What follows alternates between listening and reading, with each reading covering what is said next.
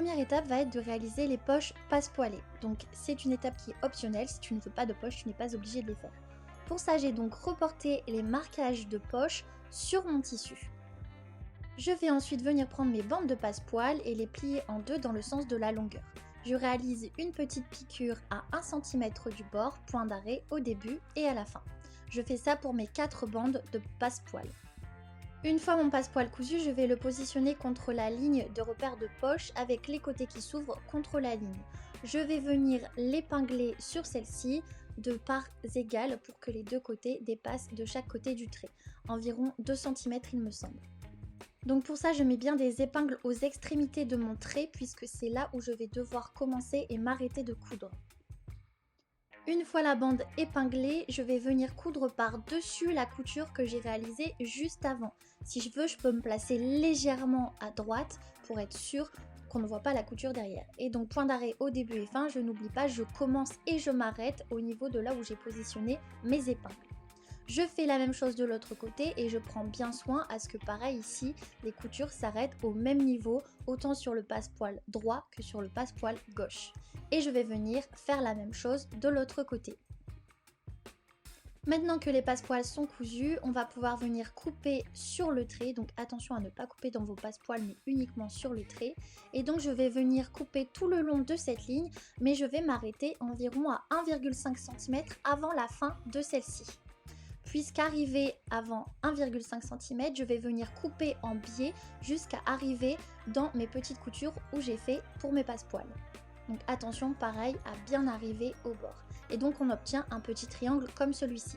Je fais la même chose de l'autre côté et une fois que c'est fait, je vais pouvoir retourner mes passe-poils vers l'intérieur de mon vêtement. Donc on prend bien le temps de les insérer vers l'intérieur et donc on obtient ce résultat. Donc on a nos petites poches, maintenant il ne reste plus qu'à coudre les fonds de poche avec les passe-poils. Donc pour ça je me mets sur l'envers et donc on obtient donc ce résultat et je vais faire une petite couture pour maintenir le petit triangle avec mes deux passe-poils.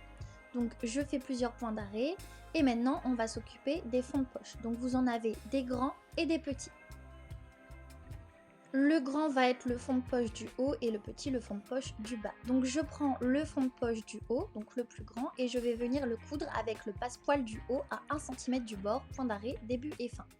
Je vais venir faire exactement la même chose avec le fond de poche du bas. Donc je couds à 1 cm ensemble, point d'arrêt, début et fin. Et donc on obtient maintenant ce résultat, les deux fonds de poche sont cousus, il ne nous reste plus qu'à les coudre ensemble. Donc je vais les positionner bien vers le bas et donc vous voyez qu'ils font maintenant la même longueur. Et je vais les coudre ensemble à 1 cm du bord, point d'arrêt, début et fin. Pour ce faire, je vous conseille de retourner la poche et de commencer là où on voit les petits passe-poils et le triangle que l'on a cousu tout à l'heure. Comme ça, c'est un peu plus simple et on est sûr de ne pas coudre le vêtement. Donc je commence avec mon point d'arrêt, je vais tout droit jusqu'à mon angle. Et lorsque j'arrive dans le coin, je laisse bien planter mon aiguille, je lève le pied presseur, je tourne ma poche, j'abaisse à nouveau mon pied presseur et je reprends la couture. Et on fait la même chose pour le deuxième angle. La poche est maintenant terminée, bien évidemment on fait la même chose de l'autre côté. On peut aussi surjeter ou faire un point zigzag sur les bords. Et maintenant on va s'occuper du reste de la polaire. On va positionner les deux devants endroit contre endroit avec le dos et on va coudre les épaules à 1 cm du bord, point d'arrêt, début et fin. Et si tu souhaites ajouter une poche zippée plaquée comme Léona du compte Lucette, je t'invite à aller voir le tutoriel sur mon compte Instagram puisque ça se passe au niveau de cette étape pour pouvoir la coudre. Donc maintenant j'ai cousu mes épaules, je passe le tout sous la surjeteuse ou au point zigzag et maintenant on va s'attaquer au col.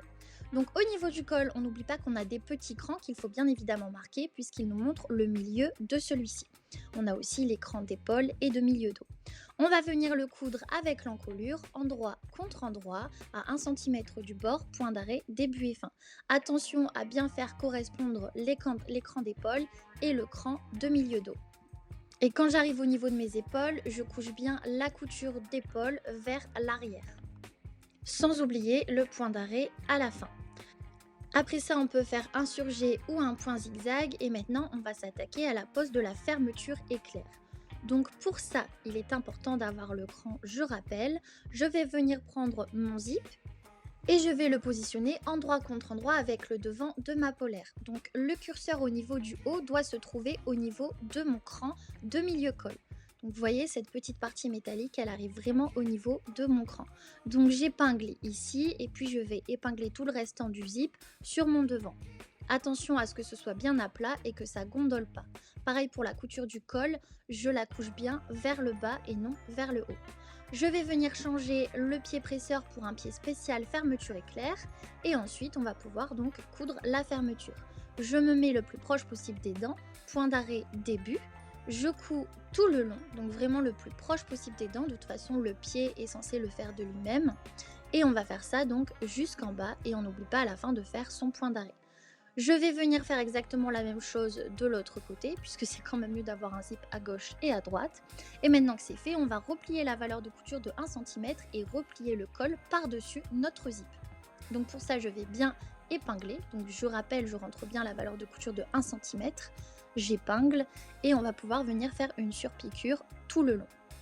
Donc pareil, ici je me mets assez proche des dents et je prends bien le temps de faire une surpiqûre bien droite, point d'arrêt, début et fin. Il va falloir maintenant coudre le restant du col, donc pour ça je le plie en deux et je superpose bien mon col par-dessus la couture. Il faut vraiment qu'on cache la couture qu'on avait faite au début pour coudre le col avec le devant. Vous pouvez faire un petit point de maintien, donc un fil de bâti, avant de venir faire la surpiqûre sur l'endroit. Donc pour ça, moi j'ai fait vraiment une surpiqûre assez proche du col. On obtient ce résultat et maintenant il ne nous reste plus qu'à assembler le bas de la polaire. Donc pour ça, je viens positionner le bas de la polaire avec le haut, endroit contre endroit, et je couds à 1 cm du bord, point d'arrêt, début et fin. Attention lorsque vous passez au niveau du zip à y aller doucement. Vous pouvez même coudre à la main plutôt qu'avec le pied. Et une fois que c'est cousu, on peut venir couper le restant de la zipette et faire un point zigzag ou un point d'arrêt. On s'occupe maintenant des manches, donc on vient positionner le bas de la manche avec le haut de la manche endroit contre endroit et on coud à 1 cm du bord, point d'arrêt, début et fin. La manche est en deux parties au cas où vous voulez faire une polaire bicolore. Une fois que c'est cousu, si on veut, on peut réaliser des petites surpiqûres de part et d'autre, donc en ouvrant bien la couture, et on pouvait faire exactement la même chose aussi sur la couture du devant si on le souhaitait. On va maintenant venir coudre les manches avec les emmanchures. Donc pour ça, on respecte bien l'écran devant et dos ainsi que le cran d'épaule.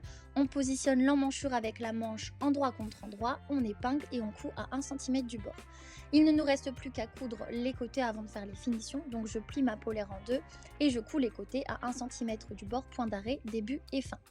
Pour les finitions bas manche et bas de la polaire, j'ai décidé de faire uniquement un rempli, mais si vous voulez, vous pouvez faire un ourlet. Donc pour faire un rempli, je suis venue surjeter d'abord le bas de ma polaire et le bas des manches et j'ai replié sur 2,5 cm le bas de ma polaire.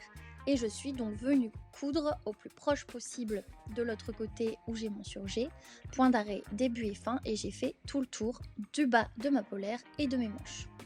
N'hésitez pas à essayer la polaire avant pour savoir si elle est trop longue ou non, sinon il faudra recouper avant de réaliser les petits ourlets ou les remplis. C'était la dernière étape et maintenant on a une jolie polaire Tony qui tient très très chaud.